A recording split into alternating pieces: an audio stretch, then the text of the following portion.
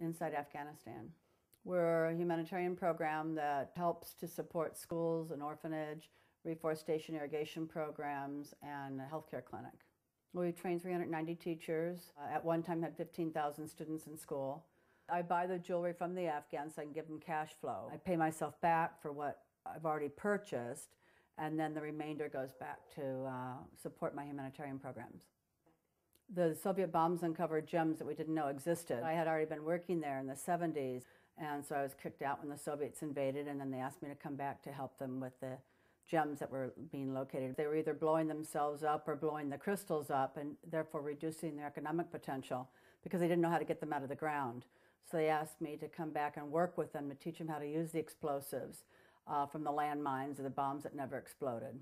And then, of course, the Taliban, there's been problems with that, because we're teaching girls how to read. It doesn't clash with the culture of Afghanistan, it clashes with the Taliban, who are not Afghan. They're also invaders. Headmaster of the school 10 miles from one of my schools, he was warned by the Taliban in one of their night letters that if he continued to teach girls how to read and continue to school the children, that he would have to suffer the consequences. And he didn't. And so 3 months after the posting of the night letter, they came in where they drug him out in front of his wife and 8 children, stabbed and beheaded him. The only thing I do is sell the jewelry, so all the money from the sale of the jewelry goes back. I brought over used tools and equipment so they could start making it. And we started with the tribal jewelry, and then the Balinese people now are helping them make the refined sterling silver pieces. So they're over there teaching them how to make the sterling silver. But it's because the gems and the silver is all being mined in the area, so it was only natural for the jewelry to be made from the, and add value to the rough material and so forth. They needed an income, and it just seemed like a natural. The gems were there, the silver was there, and it seemed like a natural step is to make the jewelry from the rough materials.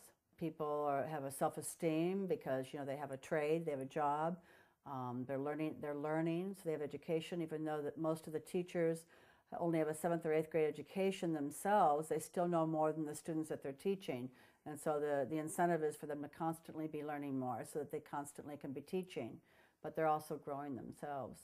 They weren't always in these dire straits, and they were a self-sufficient, prosperous, sophisticated, cultured, cosmopolitan country at one time.